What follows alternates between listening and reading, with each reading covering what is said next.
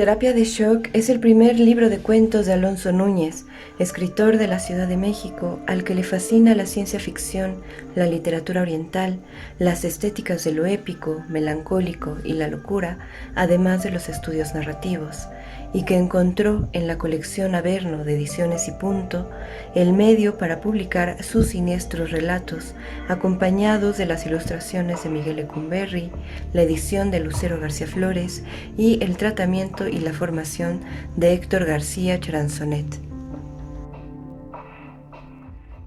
En esta edición de 2015 es posible notar la inquietud de la editorial por producir libros objeto de tiraje limitado, lo que significa que ya no es posible adquirir esta obra.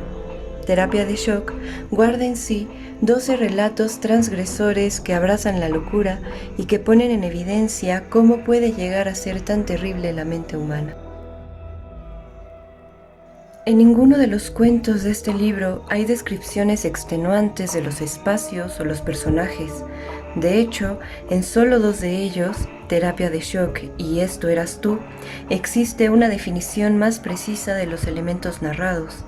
Lo que sí encontramos son las voces de los personajes, que muchas veces son introspecciones y pequeños ensayos a la ironía, la maldad o el miedo. En lo personal, disfruto mucho de leer prosa sin exageradas adjetivaciones, pues como saben, me interesan más las formas en las que se pueden contar o comunicar con las palabras y las imágenes mínimas posibles, rasgo presente en la obra de Alonso. La transgresión, que es este quiebre en los paradigmas morales de cada uno de nosotros, se muestra con diferentes matices en estos textos.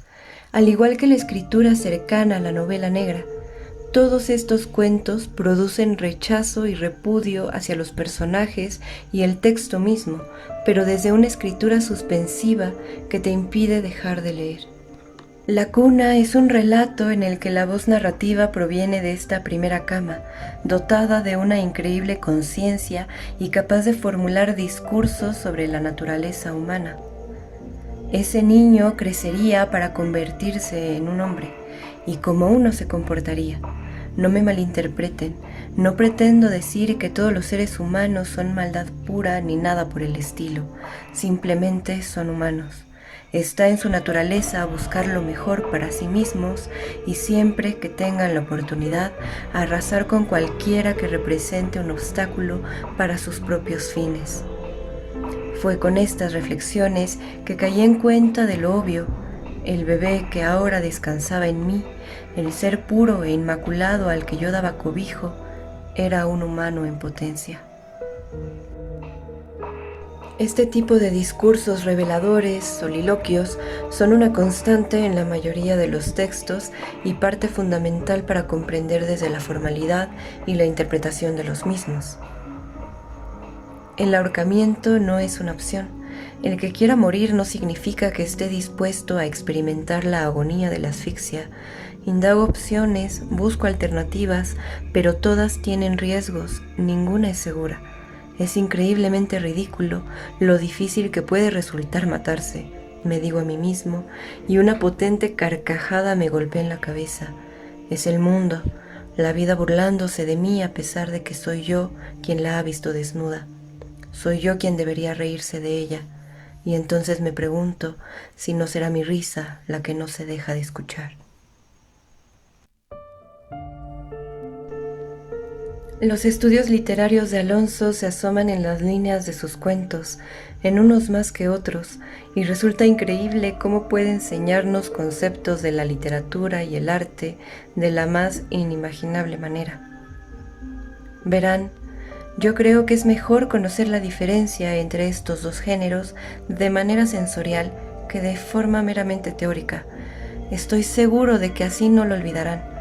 Como se habrán dado cuenta, el terror produce simple y llanamente miedo. Eso es todo, ya sea el que produce el que alguien les apunte con un arma de fuego o un sonido en la habitación de al lado cuando están solos en casa. Aún así, el terror es quizá el sentimiento más difícil de producir con un texto, incluso en una película.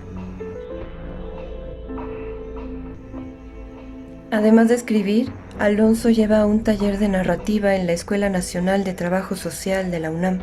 Dejaré en la caja de descripción el enlace a su contacto en caso de que estén interesados en analizar textos literarios y crearlos en ese espacio. De igual manera, dejaré los enlaces a otras de sus publicaciones en revistas digitales para que lean y conozcan un poco de su producción en lo que se anima a lanzar otro libro que esperemos falte muy poco.